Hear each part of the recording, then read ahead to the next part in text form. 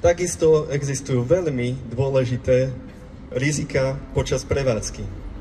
A tými sú degradácia až úplný zánik pobrežného ekosystému vo vodárenskej nádrži Málinec vplyvom častého a veľkého kolísania vodnej hladiny.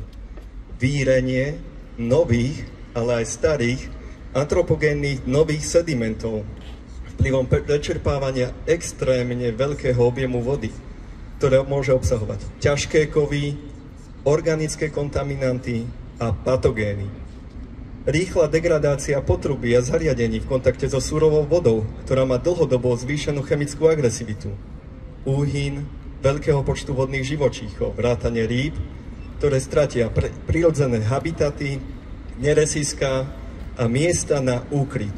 Budú trpieť nadmerným ochladzovaním spodných vrstiev vody, premiešavaním zime a infrazvukom z turbín. Uhynú pri prechode cez privádzače, nakoľko je mimoriadne nepravdepodobné až nemožné prežitie rýb v prostredí s tlakom dosahujúcim až 5 megapaskalov. Premnoženie cyanobaktérií, známych ako siníc, vylúčujúcich cyanotoxíny, vplyvom nadbytku živín vo vyriacich sedimentoch, zvýšením teploty vody a dopadu svetla na zdvojnásobený povrch vodnej plochy a zmenou ekosystému, znížením počtu prirodzených nepriateľov a narušením potravinového reťazca.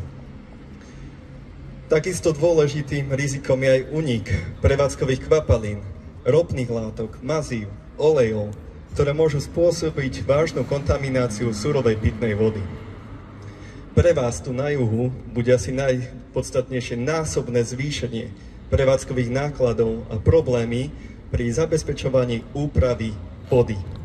Vzhľadom na stratu prírodzených vrstiev vody a spomenutých dopadov, ktoré budú viesť k celkovému zhoršeniu kvality surovej vody v ukazovateľoch zápach, farba, chuť, zákal, absorbancia, zvýšená prítomnosť huminových látok a iných.